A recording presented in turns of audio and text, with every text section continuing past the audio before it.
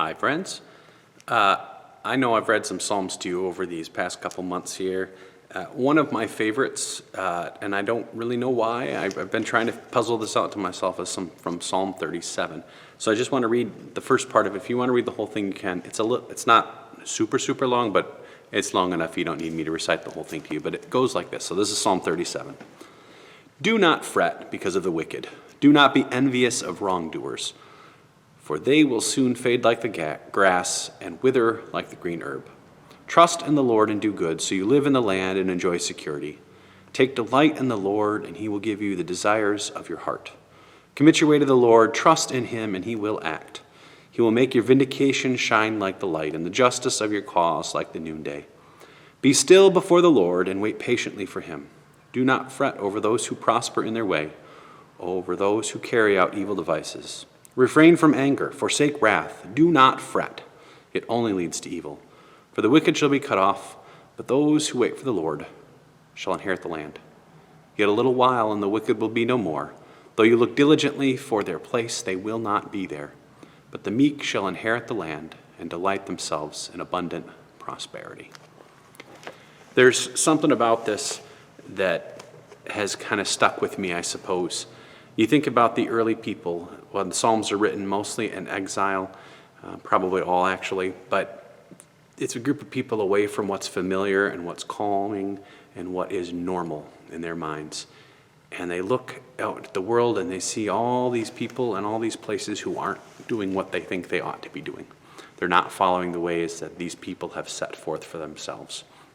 And in that, then they say, how are we to maintain who we are when the rest of the world is doing something different? Sound familiar? This tribalism that they had is something that we all can relate to. Tribalism in some ways can be very difficult for us as a people, because when we become too tribalized, we start to ignore what's right and what's good for the sake of ourselves only, rather than for the sake of God's creation and God's people. And at the same time, you can understand where these people are coming from. They're seeing these people doing things that they know aren't right and prospering. They're following the rules, and they're the ones that struggle for following the rules.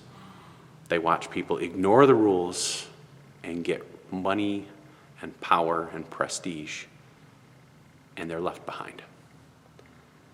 And the Word of God comes out to them time and time again. You'll recognize some of that language from the Beatitudes in Matthew. But it comes down to the fact of, don't worry about what everyone else is doing. Don't worry about it. They'll get theirs.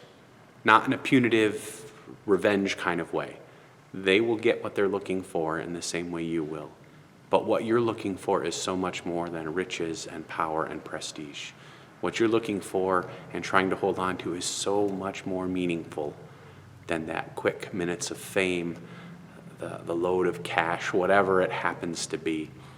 That those people who earn and want to have that over that relationship that is deep and abiding with their Creator are welcome to it. Because in the grand scheme of things, those things don't matter when you compare it to what God has. Now, I'm not saying that not having money, I'm not saying that not having power and position, I'm not saying that all these things make life easy.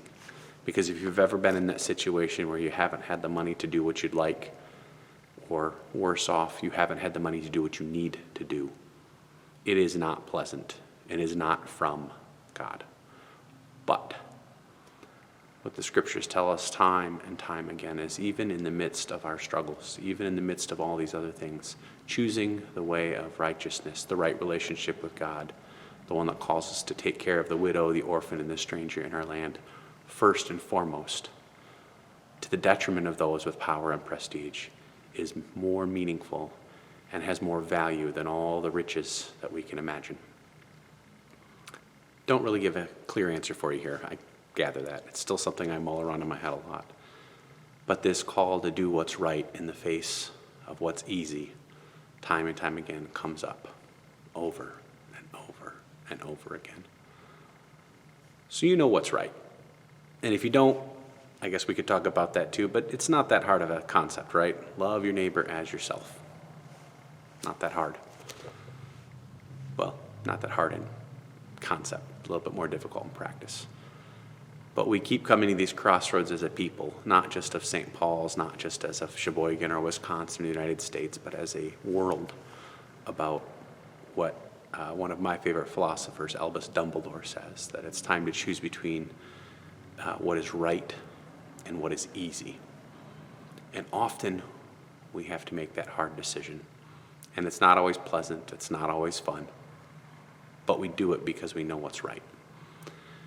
So I guess I encourage you in this lengthy message of mine, as you're making your decisions about how you go about your daily life, to remember that God's promise for those who try to walk the righteous path is one of grace, not one of power and prestige. So make your choice today. You get to make it again tomorrow and the next day and the next day after that, and see how well you can follow that path that's been set before us. Talk to you soon. Bye.